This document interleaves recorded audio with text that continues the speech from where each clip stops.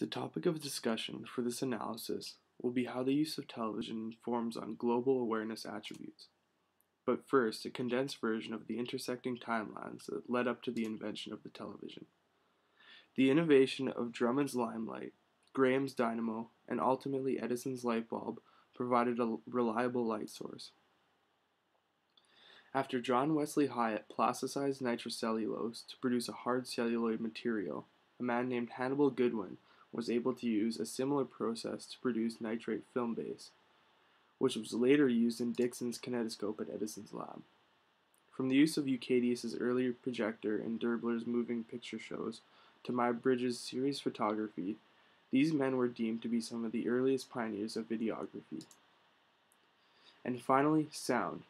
With inspiration from Morse's telegraph and Alexander Graham Bell's phone, Edison was able to create a device that could essentially store sound. Later, film was exposed to light flickering in response to a human voice, thereby allowing the simultaneous playback of video and audio all on one film strip. Inventors all over the globe began to feverishly adapt and combine the aforementioned technologies.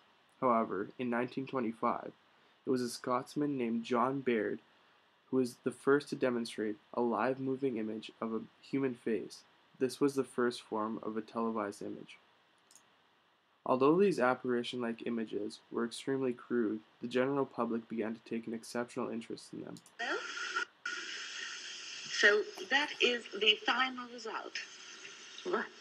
Well, as you can see, all the votes are in, and the winner of the Eurovision Song Contest Grand Prix is Denmark.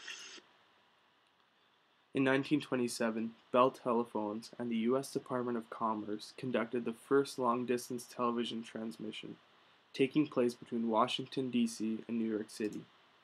Secretary of Commerce Herbert Hoover stated in response to this major breakthrough, "Today we have, in a sense, the transmission of sight for the first time in the world's history.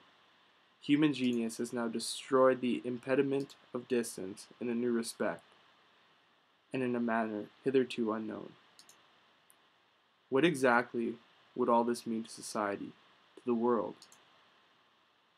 From the 1927 Bell long-distance TV transmission until now, the advancements in the area of technology have been vast as they have been rapid.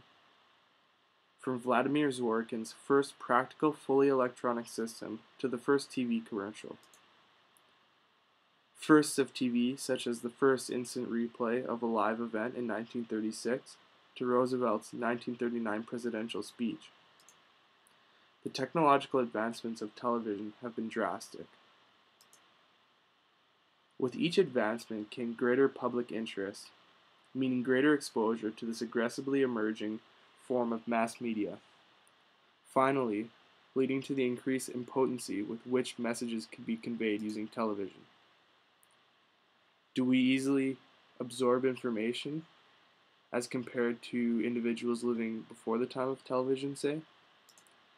Let's look at some examples of some of the most notable television events in human history. In politics, we have President Barack Obama's inauguration speech. That was for you.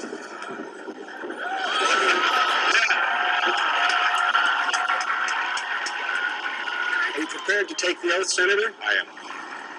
I, Barack Hussein Obama, do solemnly swear. I, Barack Hussein Obama, do solemnly swear. In science history, we have the Apollo 11 moon landing with 600 million global viewers.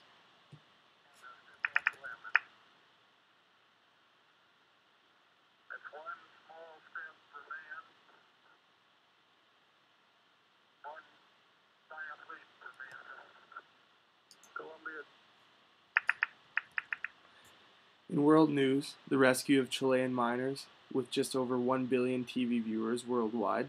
Some other international news now. Let's start with some dramatic pictures from Chile. The unprecedented rescue operation that's underway to free the miners who have been stuck 600 meters underground for 2 months. In entertainment, the King's Aloha from Hawaii concert with over 1 billion viewers. Most notably, among other statistics, is the 91.8% of the Philippines TV audience that tuned in for this event. What? I guess falling in love with you. Princess Diana's funeral service gained around 2 billion TV viewers worldwide. Since last Sunday's dreadful news, we have seen throughout Britain and around the world an overwhelming expression from the sadness of Diana's death. And in global sports, the '08 Olympic opening ceremonies in Beijing, with estimates ranging from 1 to 4 billion TV viewers worldwide.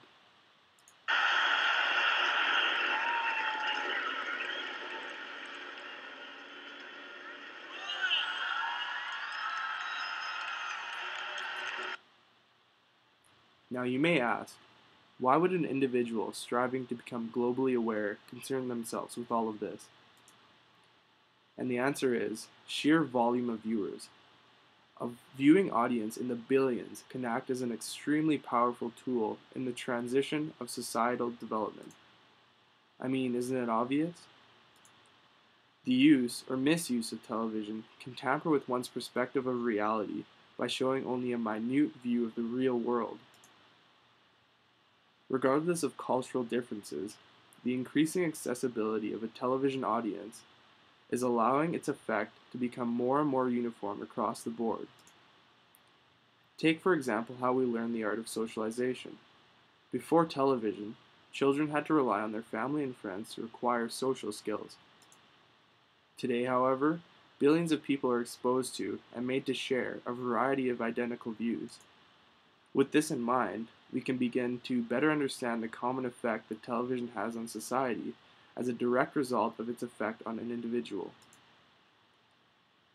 To quantify this in terms of the global economy, let's look at the number of televisions by country. These numbers may or may not seem astonishing at first, totaling to 1.42 billion TVs in 215 countries. However, these stats were taken in 2003. To get a better understanding of what these numbers could be like now, look at how the numbers of multi-TV homes in North America has increased steadily from the early 2000s.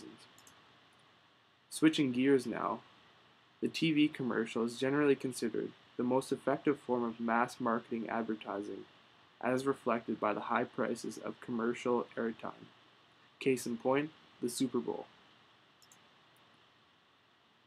Today's TV audience is so conditioned to the practice of TV advertising that as soon as the tube is turned on, a mental state of information absorption immediately follows.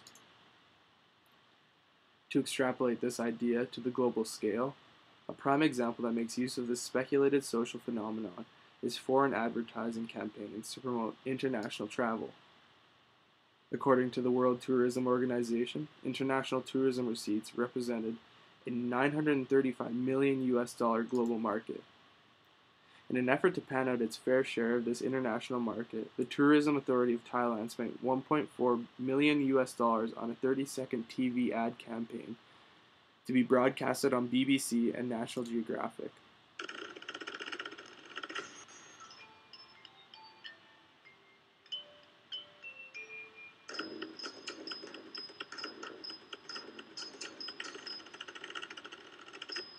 Makes me want to go. Now, what about the global market for TVs themselves? Total worldwide TV shipments were estimated around 218 units in 2010, with the leader in the global economy being Korean-based company Samsung Electronics.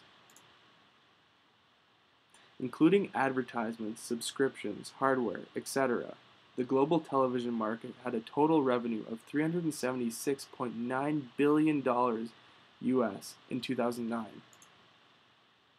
That's a lot of money.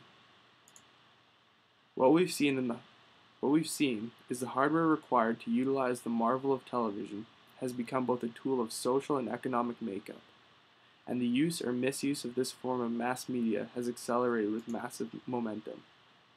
To help analyze this further, we employ the rules of invention laid out by the father of inventing himself, Thomas Edison. 1. Ensure there is a market. 2. Get financial backing. 3. Publicize to create willingness to spend. And 4. Recycle your cash flow.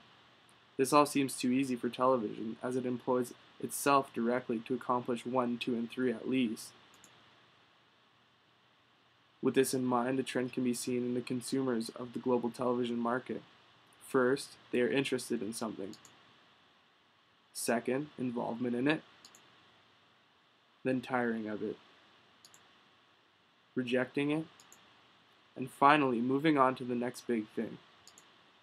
This is the cycle of deliberate obsolescence, and it suits television perfectly. Television begets the cycle, and the cycle begets television.